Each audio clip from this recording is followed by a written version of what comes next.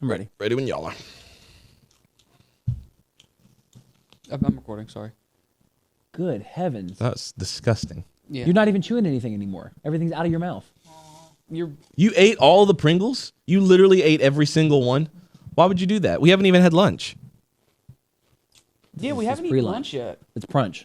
What's brunch? Pre-lunch. It's Pringles and lunch. It's pre-lunch. Pringles. All right, let's start the show. All right, here we go. Start the show. Are you recording?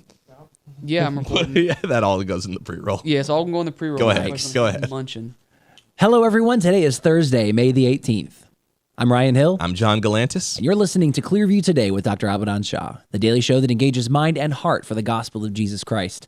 You can visit us online at clearviewtodayshow.com, or if you have any questions for Dr. Shah or suggestions for new topics, send us a text at 252-582-5028, or you can email us at contact@clearviewtodayshow.com. That's right, and you guys can help us keep this conversation going by supporting the podcast, sharing it online, leaving us a good review on iTunes, Spotify, anywhere you get your podcasting content from. And we're going to leave some links in the description so you can do just that. The verse of the day today comes from Acts chapter 1, verses 8 through 9. But you will receive power when the Holy Spirit comes upon you, and you will be my witnesses, telling people about me everywhere, in Jerusalem, throughout Judea and Samaria, and to the ends of the earth. After saying this, he was taken up into a cloud while they were watching, and they could no longer see him. We're talking about the ascension today. We're talking about Jesus' ascension because May 18th is kind of like Ascension Day. Yeah. And it's not really a widely celebrated holiday, and this really isn't a widely talked about part of Jesus' ministry, even though it's the last thing he did on earth as part of his ministry. He ascended into heaven. Mm-hmm. You know, they put that in a lot of creeds. Jesus is sitting at the right hand of the Father. He ascended into heaven. Mm-hmm. It's like part of their creeds, and yet it's a part that we kind of gloss over a little bit. Yeah. Even though if I saw a man like ascend, first off, rise up from the grave, that's kind of crazy. But now we're walking. He's you see him rise up from the ground. Yeah, he's like, all right, peace out. Everybody good? You good? You good? You good? Whoop. Peace. Yeah. I'm like, what in the world? Huh? Walking on the water, that was pretty cool. Feeding the 5,000, that's cool. But did he just ascend up into the clouds and that's it? Yeah. That's and crazy. This passage, this Acts chapter 1, verses 8 through 9, this is like in tandem with the Great Commission. So we focus on that from Matthew chapter 28 a lot. But these words were also said at that same time where Jesus is ascending into heaven. And, last words are really important. Right. When you think about somebody's last words, it summarizes who they are and what they're passionate about and what their mission is. And here, you have the gospel. You have the charge to go and make disciples and evangelize and share the message of hope with other people. The disciples weren't just supposed to sit on this. That's right. They were supposed to share it far and wide. Last night we were all here at the church, and it was like the first night of sports camp. Yeah. And I don't know if you know this, but your kids are grown. I know, and I'm really I was watching. I'm really fed up with especially the twins. The twins are like, what, 11 or 10? 10. They'll be 11 in July. I was watching them, and I was like, I can't believe you have 10-year-olds. I can't believe I have 10-year-olds. I was watching them do like the sports camp and stuff and helping out, and I was like, these kids are growny. Yeah. Why is that that's a young woman over there? They're going out for middle school sports. Oh my They're goodness. talking to their friends. They are wanting to go do this and that. They're starting youth group in the fall. It's filling me with fear because I've got 2 little ones right now. Yeah. And I don't want that. I had 2 little ones too. And then now I got 2 big ones. Yeah. They're asking for things like they're asking for phones now. Phones? Phones. At 10 years old? Let me tell you this. Our oldest daughter, so we have twins, 10-year-old twins. They're right there neck and neck. But our oldest daughter, Hartley, she asked for a phone in maybe one of the most creative ways that I have ever encountered. Like, the answer right now is no. She's not getting a phone at 10 because she doesn't need one. But I was kind of impressed with the presentation. Okay. My girl Hartley makes a PowerPoint presentation. Right? So when you say you were impressed with the presentation, like literally it was a presentation. She's learned how to do this for school projects. She did not make a PowerPoint. Hopped on Google Drive. She made a Google Slides presentation of why she needs a phone at 10 years old. You have my undivided attention. I wish I had the PowerPoint. I'd show you. Those of you who are watching the podcast, I would show you. It was, I'm not gonna lie, for 10, it was pretty well done. I was kind of impressed. Did she sit you and Elizabeth down and be like... No, she didn't. She didn't walk us through the presentation. Okay. But she was like, hey, I left this file for you. Just peruse at your earliest check convenience. I'm going to bed now. because it's bedtime, but you and mommy just look this over. It's like Just give this a glance as you have time.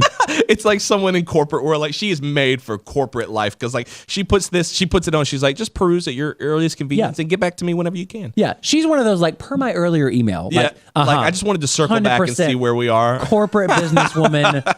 Absolutely see and like that in you her read future. you read it and it's like a gigantic merger and it's like, how did you think this was appropriate for a PowerPoint? Yeah. At my earliest convenience. Yeah.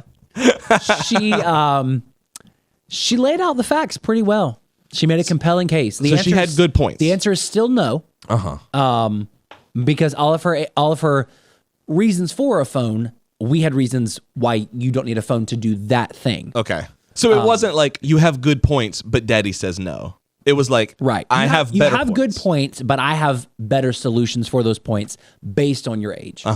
What if she put at the end, she was like, I just really want a phone. And as my daddy, you should want me to be happy.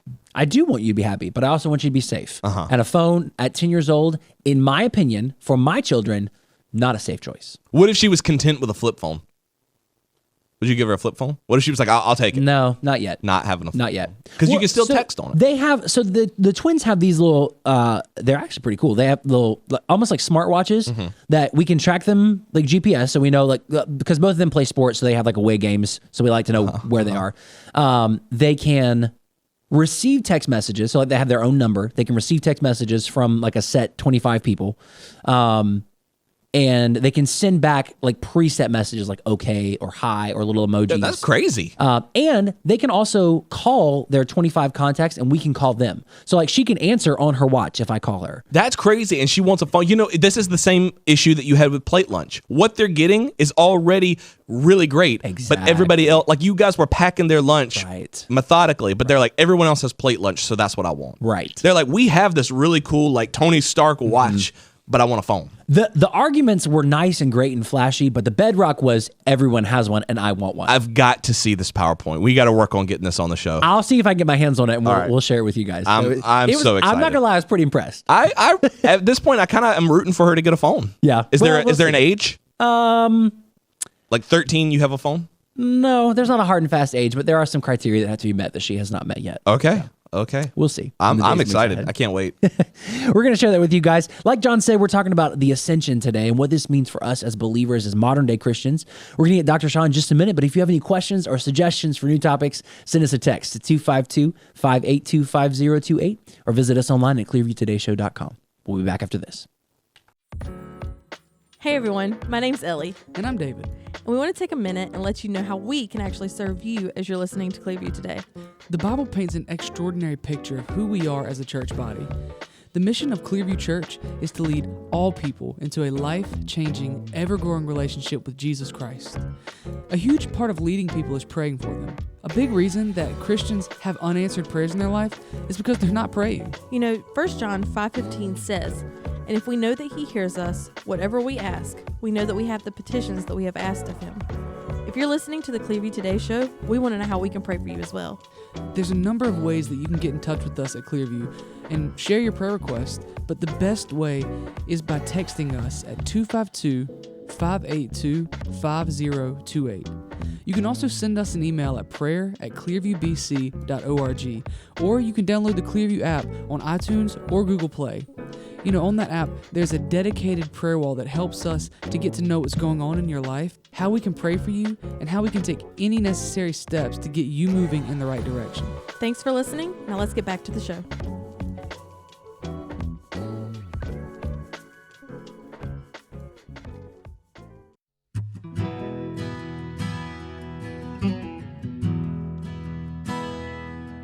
Welcome back to Clearview Today with Dr. Abadan Shah, the daily show that engages mind and heart for the gospel of Jesus Christ.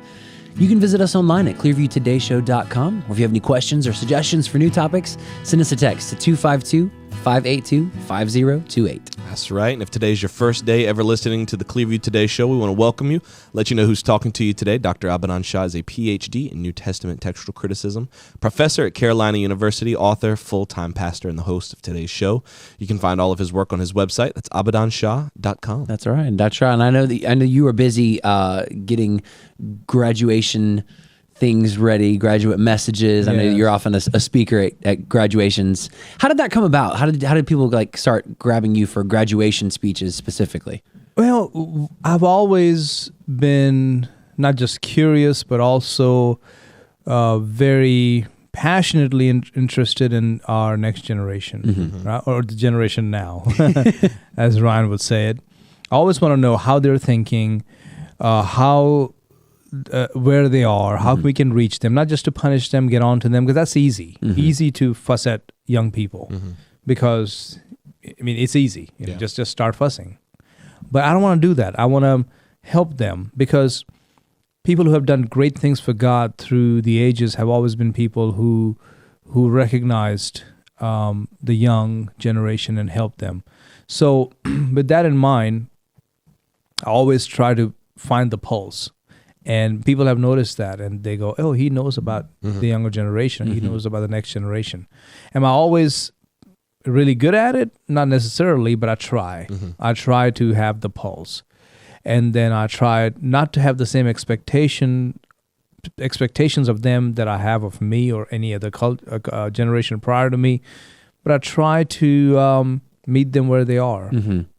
But not leave them there, but help them go forward, help them to achieve things for God, help them to don't get sucked into the culture. Yeah. So I don't know. That's people have picked up on that, and that's why they asked me to come. Well, I've heard you speak at a couple graduation ceremonies now, and it always amazes, not amazes me, but I'm always so impressed how you can speak to where they are, but not do it in a way that's like the typical graduation message, like your future's ahead of you, and you reach for the stars. Jeremiah like, 29:11. You know, like God has we've all heard those before. Yeah. But you do it in such a way that it captures their attention and it's applicable to all of us. Right. I hope so. And I hope to do that again. I'm speaking in a couple of weeks at a graduation as well, high school graduation. So I'm hoping to share some words of wisdom through the Word of God, through my personal life in 10 minutes.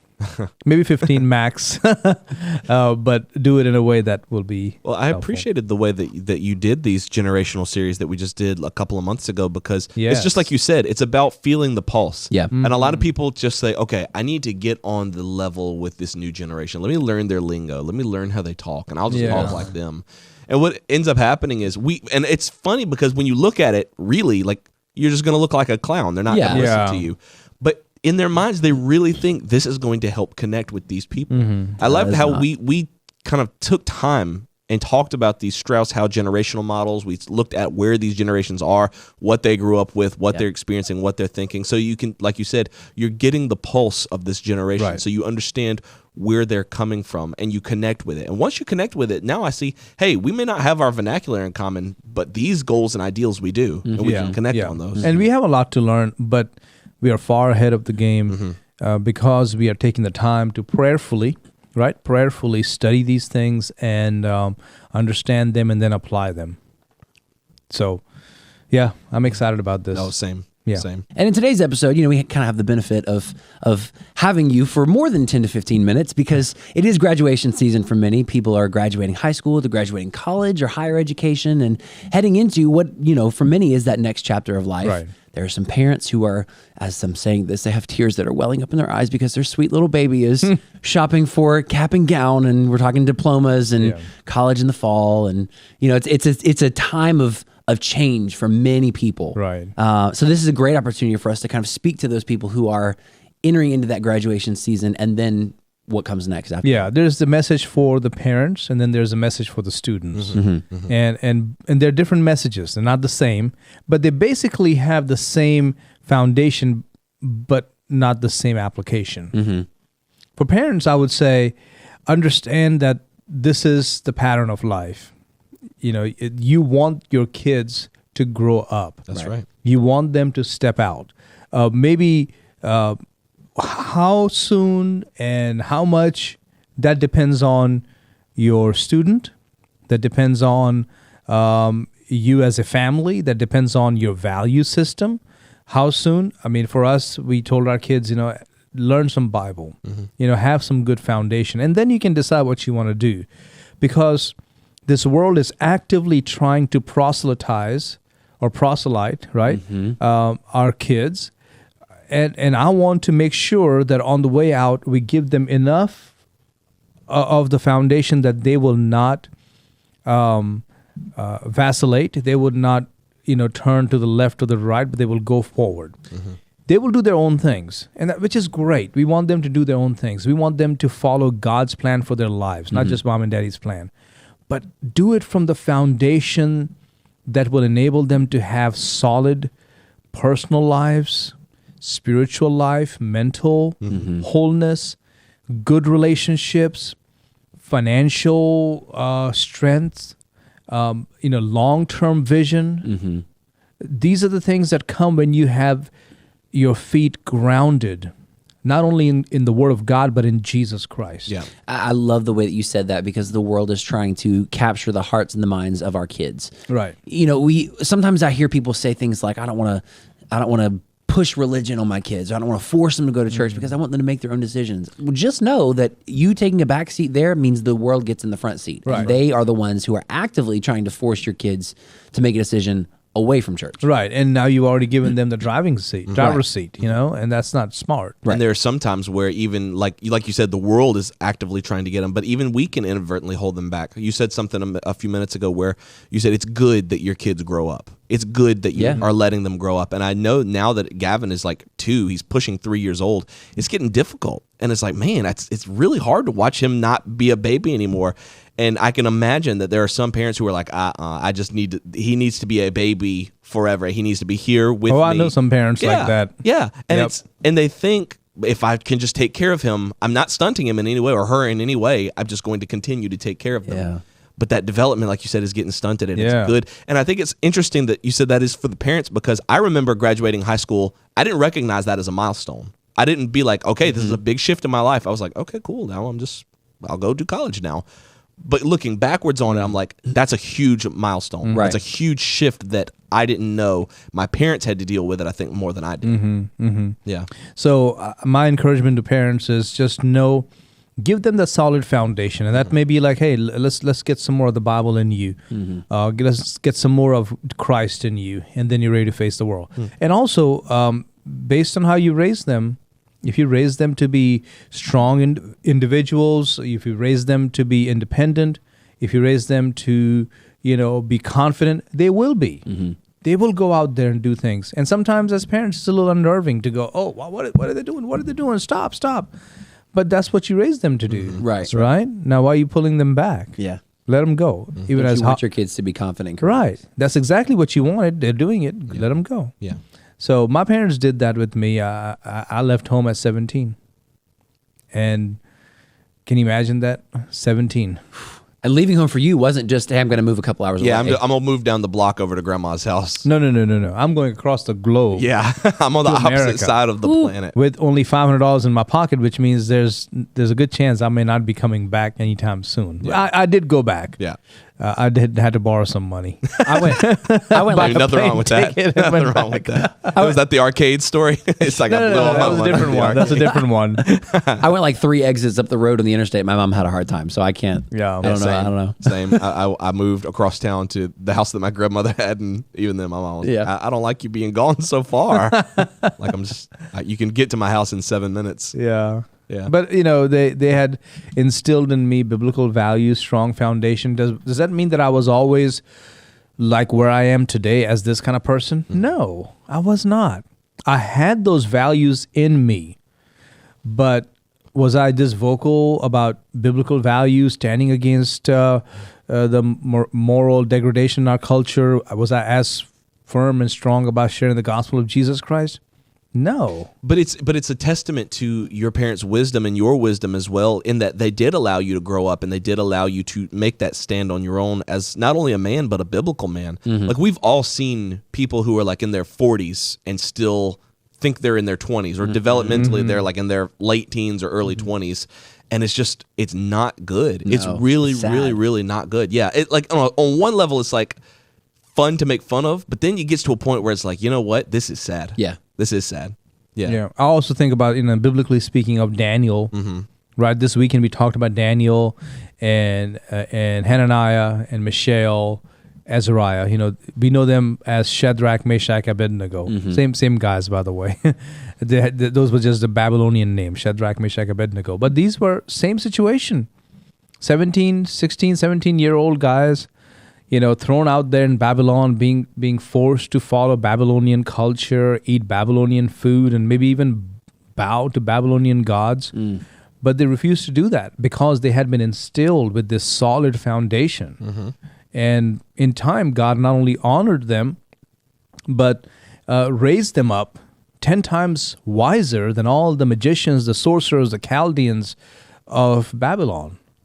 So that's what we want for our young people, to instill in them those biblical values that at the right time, they will shine. At the right time, they won't back down. That's right. But if we want to make a shift here and talk to the students, I want them to also understand that there is some responsibility on your shoulders as well. That's right.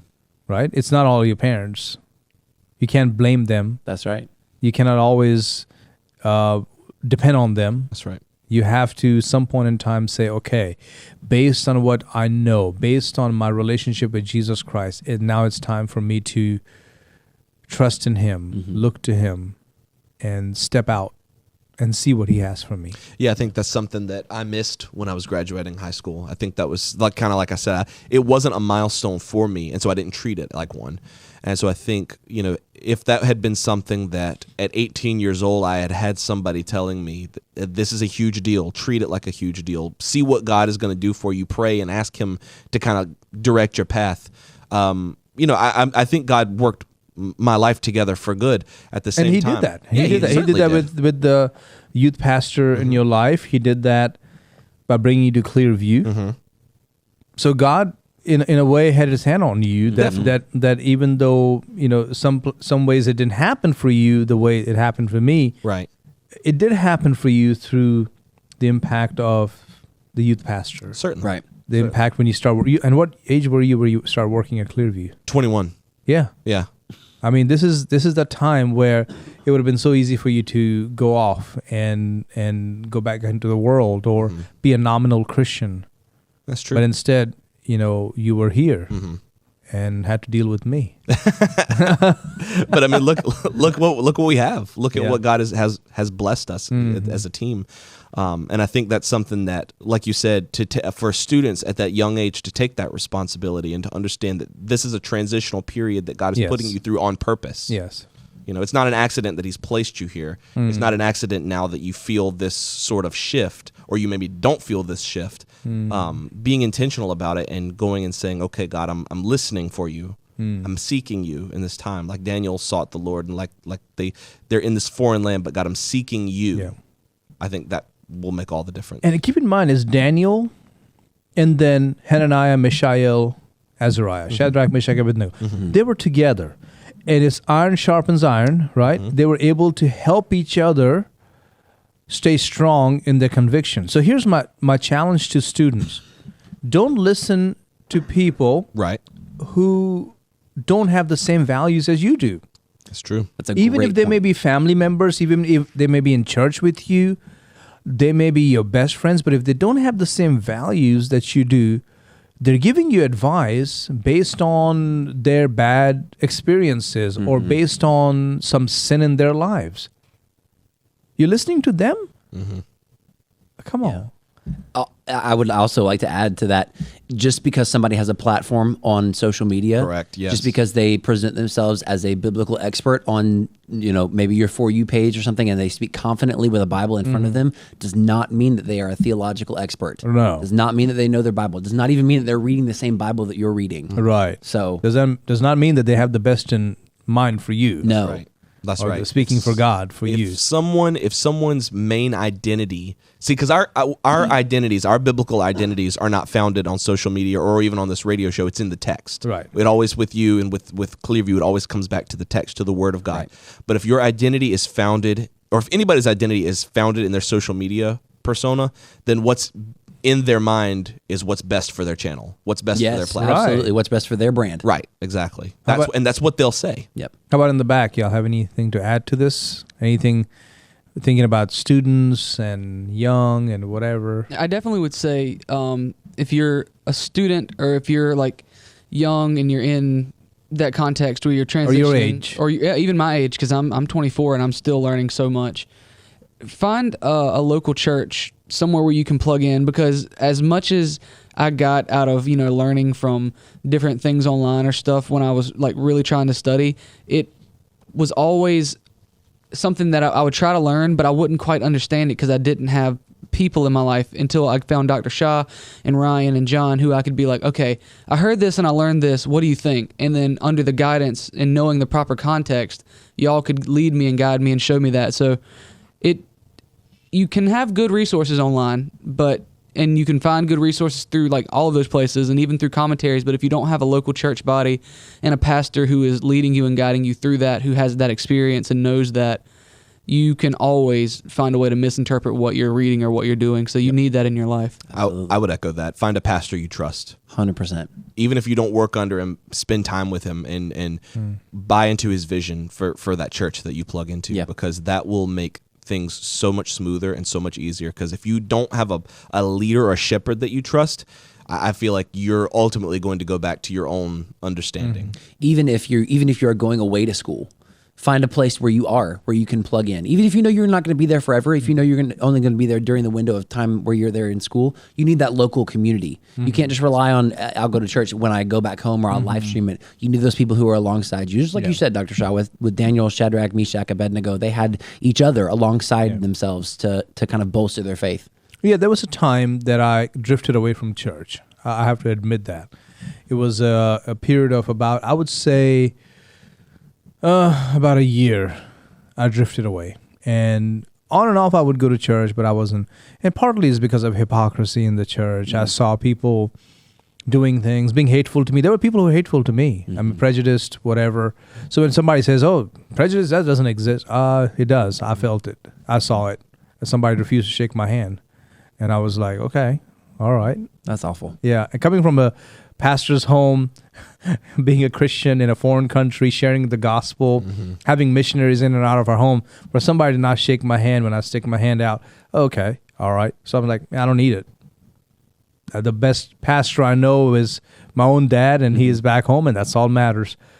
But in time, I had to go through trials, and in those trials, I realized, what am I doing? Am I going to walk away from the church because of a couple of ignorant people? No, I'm not going to do that. I'm gonna follow God. And then in time, God brought Nicole's dad into my life, who showed me love and kindness. And gosh, I mean, I can't even imagine, what that life was like, where I was like angry at the church. I can't even imagine that now.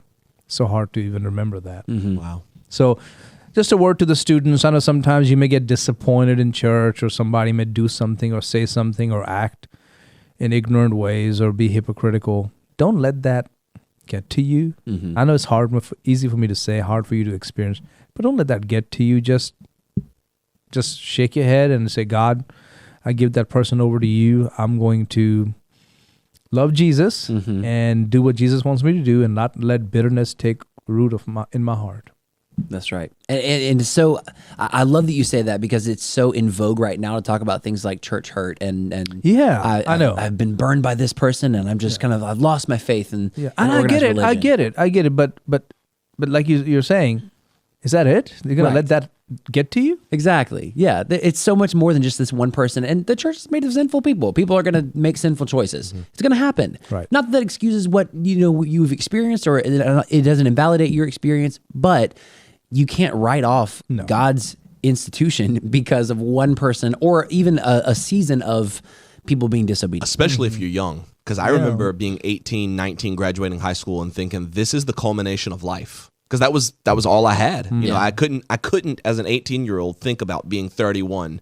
And so I didn't really experience that. But I can certainly see an 18-year-old or 19-year-old being like, okay, I got it. This is how the world is. And I have to make peace with that. But it's not how the world is. And you've got a long, long, long life ahead of you. And I know that's cliche, but at 18, I couldn't see to my 30s and 40s or whatever and say, okay, God, I think you have something great planned. And I know that's something you say all the time, is the best days are always ahead of you. Yes, of course. Yeah. So a word to the parents and the word to the students. To the parents, hey, look, this is the goal. This is where you're headed.